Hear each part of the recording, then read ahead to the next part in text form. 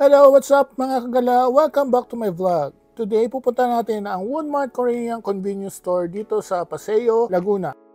Kung naghahanap kayo ng spot na open 24/7 para sa midnight cravings nyo, perfect place ito para sa inyo. Ang exciting dito, pwede kang mag-DIY na sarili mong ramen. Yes, tama narinig nyo. Meron silang setup kung saan pipili ka ng favorite noodles mo, tapos ikaw mismo ang magluluto.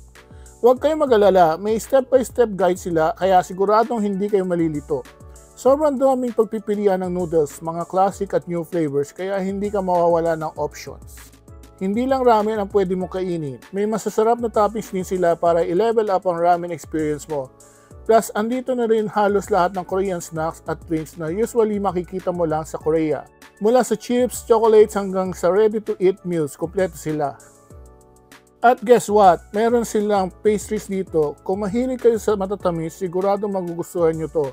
May iba't ibang klase ng pastries na pwedeng kainin as dessert pagkatapos ng ramen o kaya naman snack lang on its own.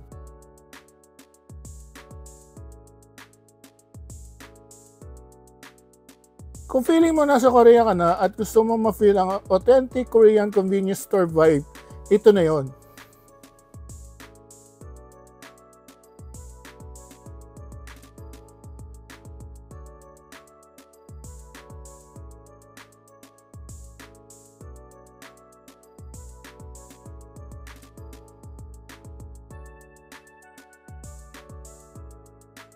Aside from the food and ambience, dito ay cozy and welcoming. Pwede ka rin mag-chill with friends habang kumakain.